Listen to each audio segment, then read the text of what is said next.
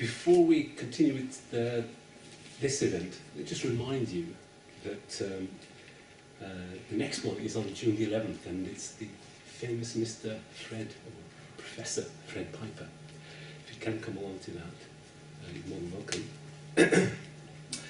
And after that, in September, we've got a guy called Michael Cannon. He's head of security at AXA. Has anybody come across Michael? He's American, but he spent a lot of time in Australia as well, so he's got a really odd, unusual accent. But his speaking style is just like the Americans. Great fun to listen to. Outrageous views at times, but you won't fall asleep. You might not agree with everything he says. Really good speaker. And he'll be talking about cloud security as well. However, I've had a request from the British Computer Society to make that a joint event. So it may not be at this venue. It will be on the 16th of September, but it might be, it probably will be in Manchester. So keep, I don't know how you found out about this event, but whichever method it was, the venue for this event in September will be available in the same medium. And just to, again, when we finish, we'll finish about 8 o'clock. So about 8:15. It varies. If you want to carry on talking, feel free. And all I do is give Paul, who's our security guard, a ring. Then 10 minutes later, he's out here to make sure we can get out because the whole thing's locked down. So if you were hoping to leave early, it's tough. And just to repeat, I will be recording this. It will be on YouTube, no names, and it is completely free to access. It's not commercially available. And the pattern is that Kawser will speak for about an hour. It will be a lot shorter than that. That's fine. About half an hour. And then we have about half an hour of QA.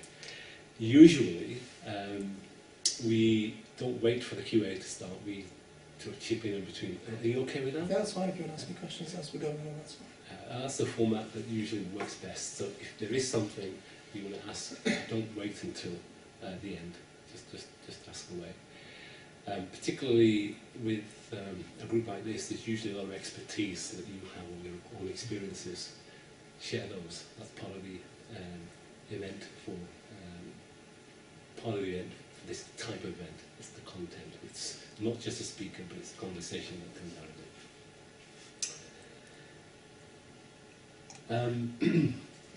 So, I'm sure you're all familiar with the Data Protection Act. And these days, I guess, all of us are at least the subject of data that's stored in the some database somewhere. And most of us in the line of business we're in, I guess, with data controllers and processors. It's never been a case where there's been so much dependency on databases. So I remember, I think it was a couple of years ago, that Nationwide was fined about £1 million for a breach. It's a huge lot of money. I don't know. Does that come to the ICO, or does it go to central government? Well, it's one of those situations where basically we were in dialogue with the Financial Services Authority, and we basically decided who could hit Nationwide the hardest, and it was actually the Financial Services Authority. So we liaised with them in terms of the relevant parts of the Data Protection Act, but we just figured they had more clout in terms of how much they could, penalise them. So, we agreed that they took it forward. So the money went to the FSA then? As far as I understand. So when you do get it, it goes to central government, or does it come to you? No, it goes to central government. Ah, so we have no incentive to find you. I thought you'd be going a work outing to Hawaii for a couple of weeks. But of course, it's not the financial hit that's usually a problem. In our line of business, it's usually reputation. It's either the loss of contracts or the inability to gain new ones. So it's a big deal. And these days, with cloud encroaching greater and greater every year, there's going to be like a whole new Pandora's box of how these regulations are going to be fulfilled. So to help us with that, lead policy officer from the ICO, Kawser, Hamid. Sit here. If you're okay to sit here, or you want to stay there? There, so at least. Oh, no, I don't have whichever's best for you. No. You're the guest. Just make sure I've got the right one here. No.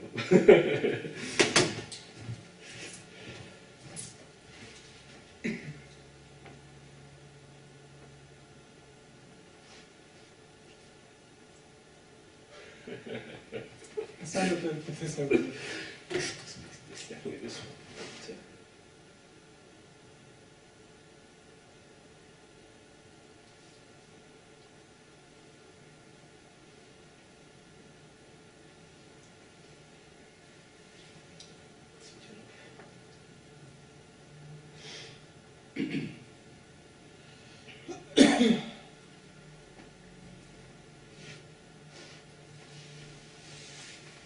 I'm just going to restart it 1 second. So otherwise I'll have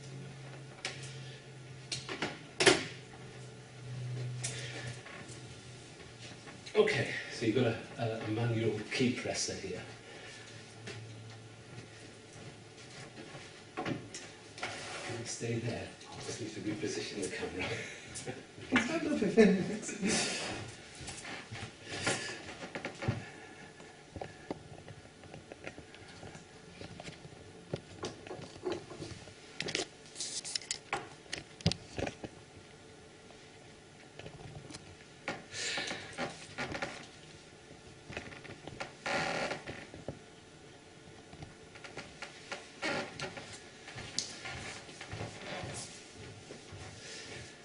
Okay, so if you just give me a shout and I'll type right through. Hi, to give this, I'm Kawser, Hamid. I'm Lead Policy Officer with the Information Commissioner's Office. As I mentioned earlier, I've been there for nearly 11 years. I've worked in all various aspects of the office, ranging from data protection issues to freedom of information and environmental information regulations. But in the past 2 years, I've been involved with the office's work on cloud computing. And one of the key roles I've been fulfilling is communicating our views on how the Data Protection Act applies to cloud computing. Because as we've found, and continues to be the case, there's a lot of confusion in terms of how people believe the Data Protection Act applies to cloud computing. So hopefully I'll be able to explain a bit more about that now.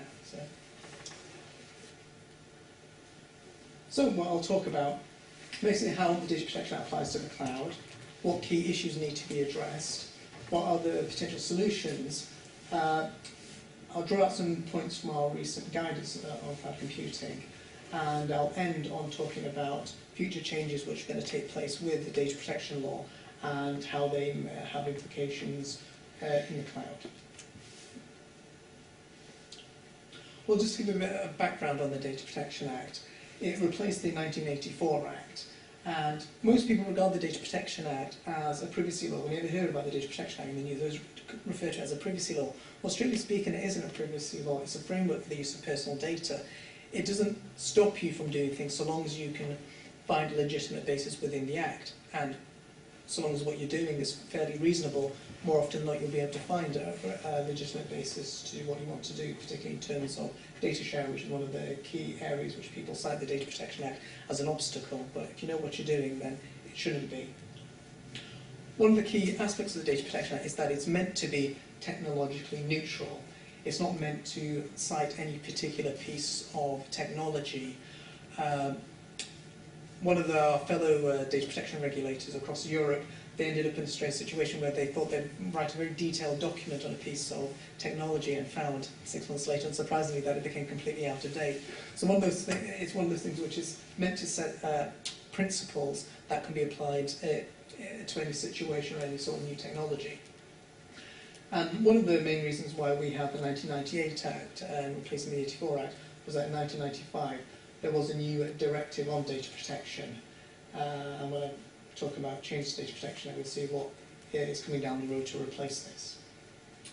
So when you say technologically neutral, presumably the Act applies to even paper-based records?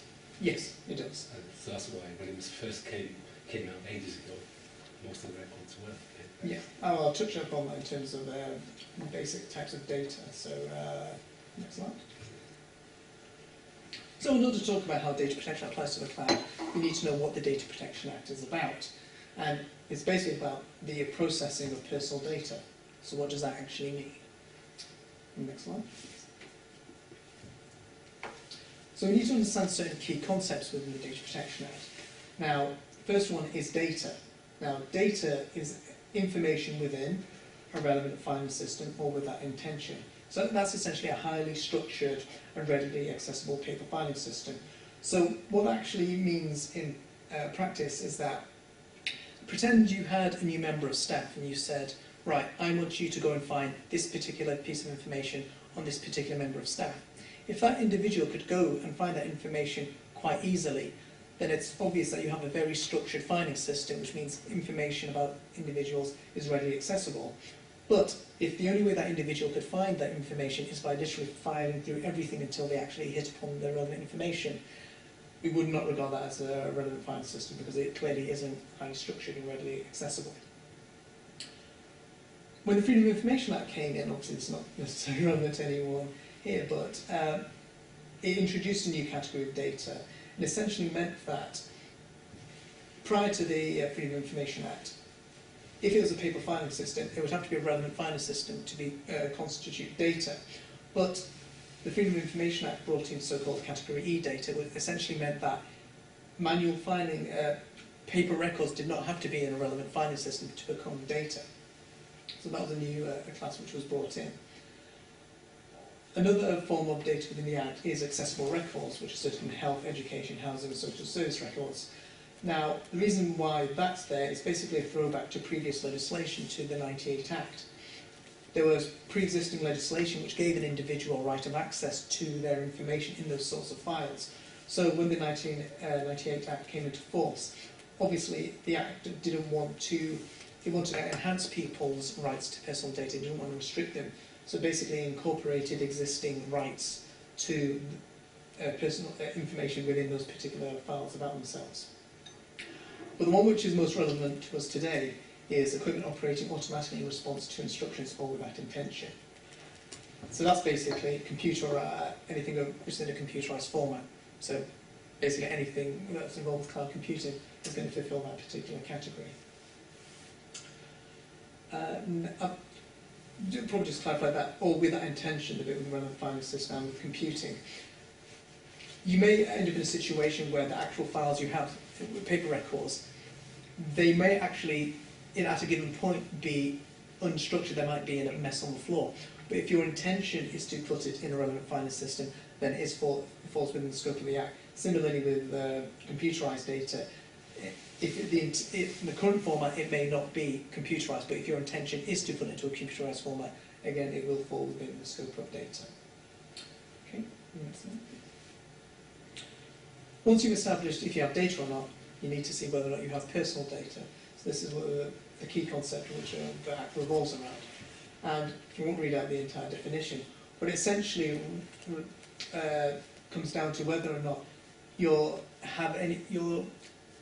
telling, the information tells you something about a living individual, and it will include expressions of opinion. So it doesn't necessarily have to be factual, so long as that the individual is the focus and tells you something significant about them, and that would be enough to constitute personal data.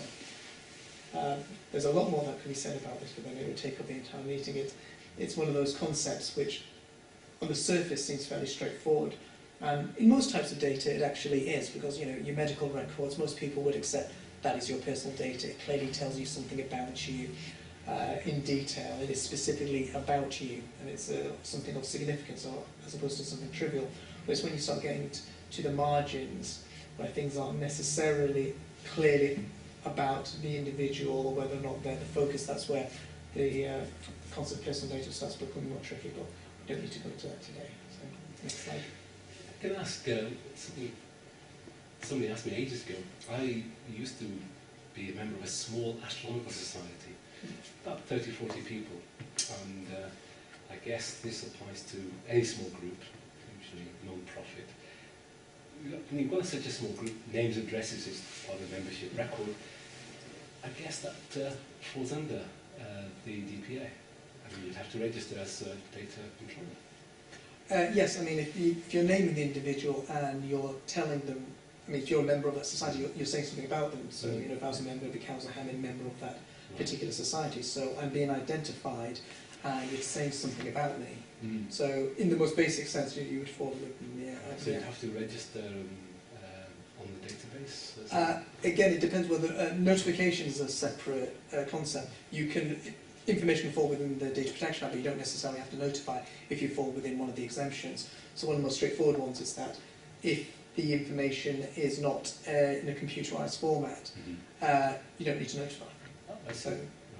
So there are, you know, it's not a case of you fall within the Data Protection Act, you have to automatically notify. There is a criteria for notification, and it's whether or not you trigger that particular criteria. If not, then you're exempt from notification. But a small group that does use computerised database would... Yeah, yeah. Other key concepts are processing, and that is essentially anything you can do with personal data, so that's amending it, disclosing it, holding it, deleting it. It's pretty difficult to imagine anything that you do with personal data that wouldn't constitute processing. The data subject is the individual who's the subject of personal data. Now, the last two are particularly important. The data controller is the personal body who decides what happens with the personal data it processes. So ultimately, if you're the entity which calls the shots in terms of how personal data is used, then you are the data controller. A data processor is a body or person other than an employee of the data controller who processes personal data on behalf of the data controller. So you could have a third-party organisation who is processing data for you. So you are outlining the purposes and the manner in which you want the personal data to be processed, but ultimately it's that third party doing it on your behalf. And that's why they're a processor as opposed to being a data controller in their own right.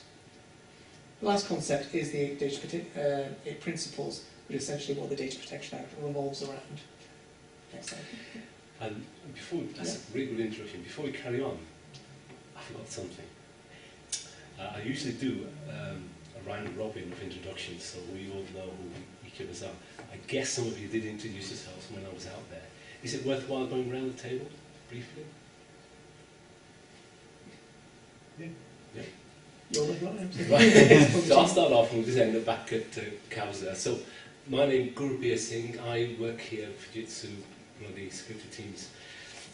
Right now, dealing with a lot of internal audits, but I've done data center security and HMRC security as well. But I've been doing IT for about 15 years, and security for about 8 years. Jill Hamid, CSC, consultant there. Been in IT for about 25 years. Security on and off throughout that whole period. Hi, my name's Gary Kenyon-Lee. I work for Accenture, have done for 12, 13 years now. I work as a solution architect or technical architect within their business process outsourcing business. So I'm a security architect, and I've worked in IT for about 10 years now, just over half of that in security. Owen Williams, work for Trinity Expert Systems, we're a Microsoft Gold partner down in Coventry. That's the earlier mentioned location. And I'm a information security officer for Trinity. Sorry. Yeah, I'm Matt Woodward. I work for a company called Secure Electrons near Chester, and in sort of the development and engineering group, and just sort of a general interest here on this sort of data, but also in terms of the security of the data that our systems are going to be handling. Peter Kenyon, HM Review and Customs, and I work in strategy and architecture. Peter Wood, who work for Kellogg's, and I'm IT security manager. Thank you for that. So those are the 8 data protection principles. I mean, most of them are fairly self-explanatory, but I'm not going to go through all of them. But the two ones we want to pay particular attention to are the seventh and eighth principle, because are the most relevant ones to cloud computing. So, the seventh principle states that appropriate technical and organisation measures shall be taken against unauthorised or unlawful processing of personal data and against accidental loss or destruction or damage to personal data. Now, the key word to consider there is appropriate. Next slide, please. So in terms of deciding what is appropriate, the Act explains, or rather outlines the idea that it's the nature of the information itself that must be considered in terms of determining what is appropriate and the harm which may result. So, coming back to mentioning earlier about medical records, clearly if your medical records and you had a sensitive medical condition, etc., got out, clearly that's something which would cause you a great level of distress. So the Act would expect you to have a proportionately higher level of security around such data. But similarly, you might have personal data relating to membership of an astronomical society, which most people think is fairly innocuous. That doesn't mean there shouldn't be adequate security. It just means that, again, it can be proportionately less. You don't need to have the same sort of medical standard security to that lower level type of personal data. The types of measures which we would want data controllers to take into account when we're looking at security is management and organisational. So does your organisation have a security department? Are there individuals who are given that particular type of role? That moves on to staff. So again, whether